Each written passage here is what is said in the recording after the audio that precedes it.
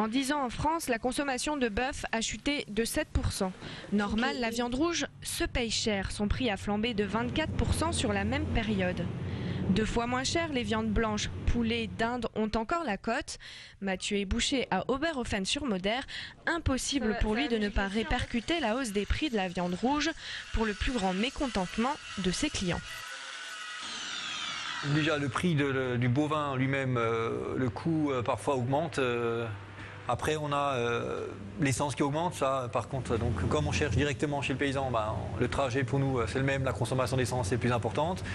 Comme on va abattre sur agneau à l'abattoir, les frais d'abattage augmentent, donc là aussi il faut qu'on le répercute. Il y a une dizaine, quinzaine d'années, il m'arrivait d'en avoir 2 par semaine, maintenant une bête par semaine me suffit. Il n'y a pas que les prix du bœuf qui rebutent. La tendance est de manger bio, manger sain, manger vert. Un moyen peut-être de se persuader que notre alimentation est plus sécurisée ainsi. Mathieu Walter est membre d'une association de protection des animaux. Ce végétalien met sur le compte de la sécurité alimentaire la baisse de consommation de viande. Les scandales font toujours peur. Ce n'est que, je pense, la résultante de tous les problèmes sanitaires qui ont eu lieu jusqu'à maintenant.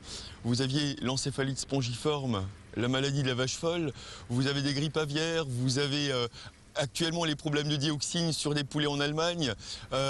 Plus proche de chez nous, malheureusement, l'élevage industriel de Kingersheim qui a fermé dans des conditions absolument désastreuses. Je dirais, tout va dans le sens du consommateur. Il faut également effacer les préjugés. Non, manger de la viande rouge 1 fois par jour n'est pas néfaste pour l'organisme.